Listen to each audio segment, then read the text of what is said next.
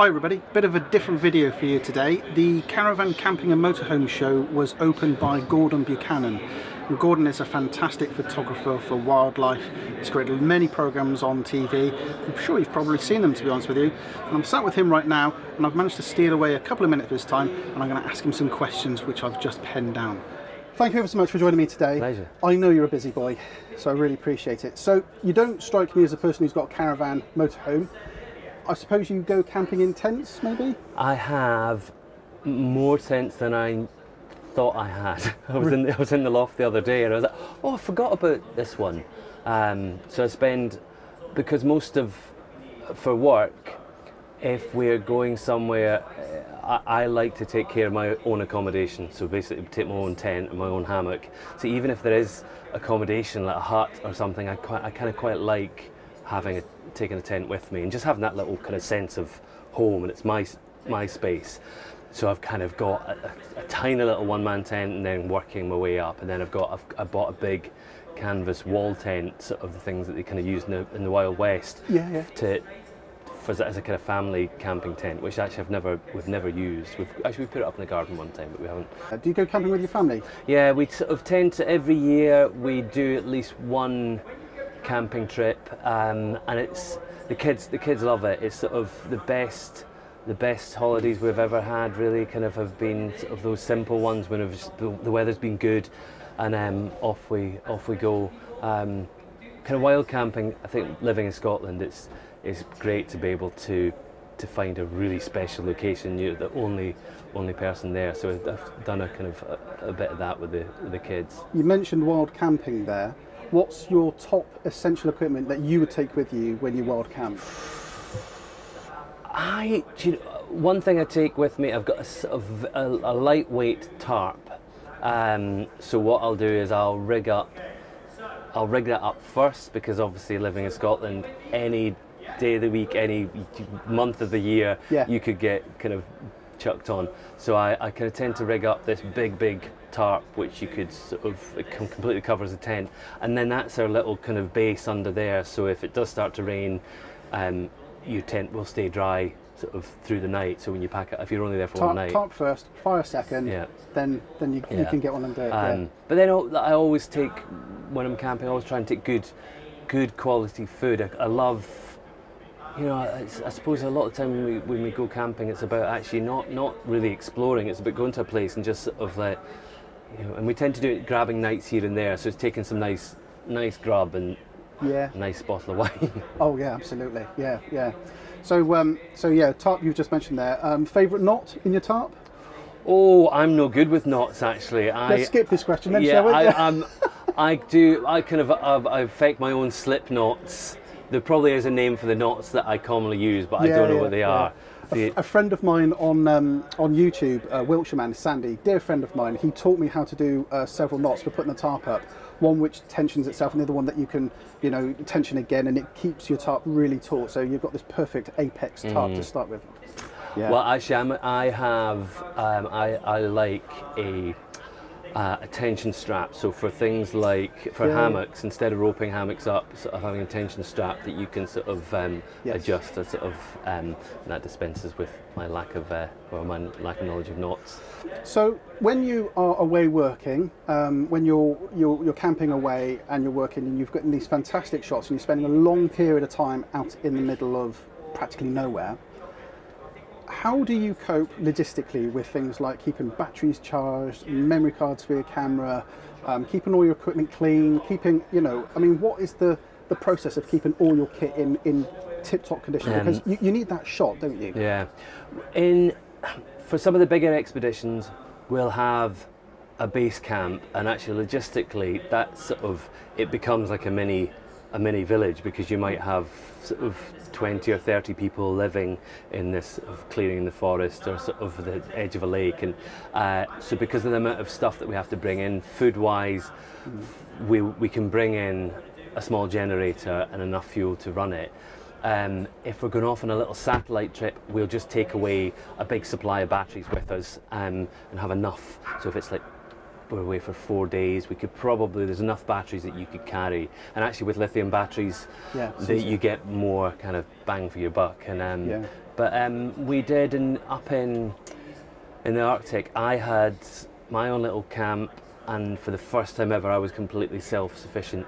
That was the polar bears, wasn't it? No, it was the wolf family that we did, and I had a solar panel system, and that was great because it powered up all the batteries that I needed for my camera, and what else? I was running my laptop off it, and all sort of walkie-talkies and all the rest of it. And there's something really nice sort of knowing that you're just relying on the sun.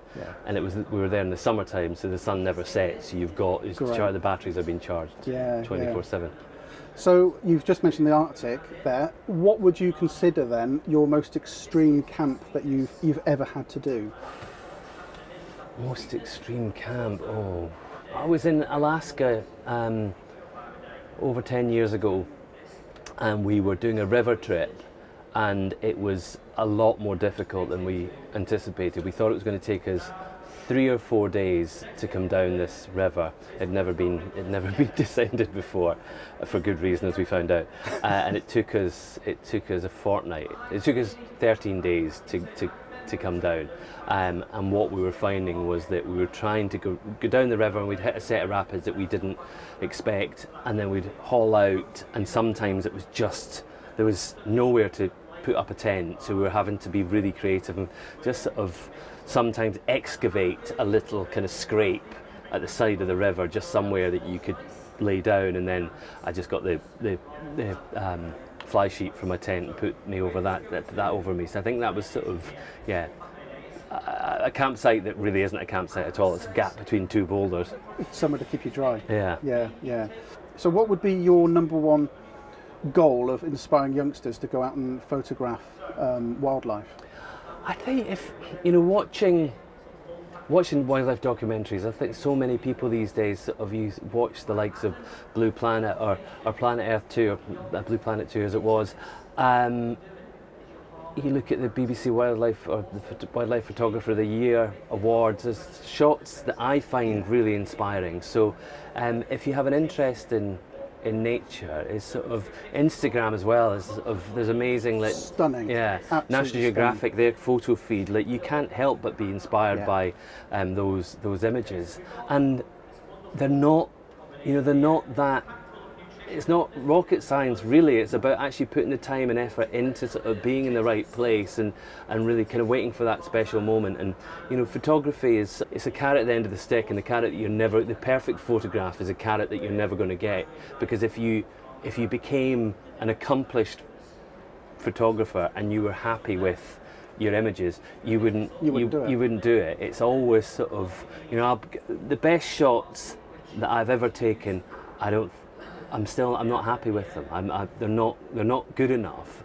and that's sort of, maybe it's that endless pursuit to try and get the perfect shot, but that kind of doesn't exist, because you can, It's the seek of perfection, isn't it? You always look at it, and objectively, I look at some of the photos I've taken, and I have people that tell me that I take some stunning photos. I completely poo-poo them because I think they're terrible. Yeah. But So going on to photography, what would be your top tips for any budding photographer or videographer that wants to get into capturing the essence of wildlife? If you think that a more expensive camera or a more expensive lens is going to improve your photography, it's just not the case. And cameras are at the stage now that you can get a beautifully pin sharp image from a relatively inexpensive camera. I think it's about just using other people's sort of work for inspiration. I think if you just sort of leafing through a magazine or a book and you see an image that really makes you say wow, is actually just look at it and think, well, why did it make me go? Why wouldn't the previous one make me go wow? What is it about that? And there's a formula there that you can say, oh, it's because of that is particularly pleasing, or the light's nice, or that I didn't notice it initially, but there's just that deer was standing in the middle there. So it's deconstructing great images and trying to incorporate that into what you do. And my boss, so the first person that ever kind of taught me anything about photography, was that he said, when you lift the camera up and just before you're about to press the button, or if it's a film camera before you're about to sort of set it running, is look at what it is, and if you can, if you've got the time, just say what could make this better. And it could well be that if you're taking a picture of somebody that's that there's a branch sticking out their head, or a curtain's kind of at a bad angle, or all those little things. So it's just pause, think, okay. And sometimes it's as good as it can be with sort of with the time constraints. But yeah, things can always be improved on, and it will, because you'll watch that, you'll see that image. And why didn't I even notice that at the time? Why didn't I just remove that, or why didn't I do the one thing that was going to make it better? Wonderful. So there you go, guys. That's the end of today's video. Hope you've enjoyed it. A bit different, I'm sure you'll agree. Thank you ever so much, Gordon. It's been really a great pleasure having you here with me today. So that's all it from us. See you next time. Take care now. Bye-bye.